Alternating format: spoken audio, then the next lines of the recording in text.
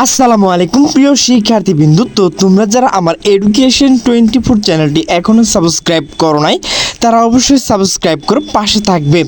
তো তোমরা যারা 2025 সালে এইচএসসি পরীক্ষার্থী রয়েছ, তো তোমাদের জন্য কিন্তু কন্ট্রোল রুম খোলা হয়েছে। তো সেই বিষয়ে কিন্তু একটি নোটিশ প্রকাশ করা হয়েছে।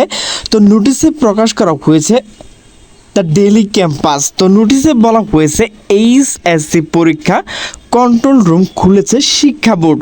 তো নোটিশটি মূলত প্রকাশ করা হয়েছে 17 জুন 2025 সন্ধ্যা 7টায়। তো নোটিশে বলা হয়েছে আসন্ন এইচএসসি ও সম্মান পরীক্ষা 2025 উপলক্ষে শিক্ষা বোর্ড কর্তৃক কন্ট্রোল রুম খোলা হয়েছে। আজ মঙ্গলবার 17 জুন প্রফেসর এস.এম.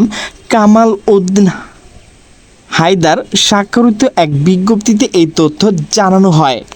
বিজ্ঞপ্তিতে বলা হয়েছে আসন্ন এইচএসসি সমান পরীক্ষা 2025 আগামী 26 জুন 2025 থেকে শুরু হতে যাচ্ছে।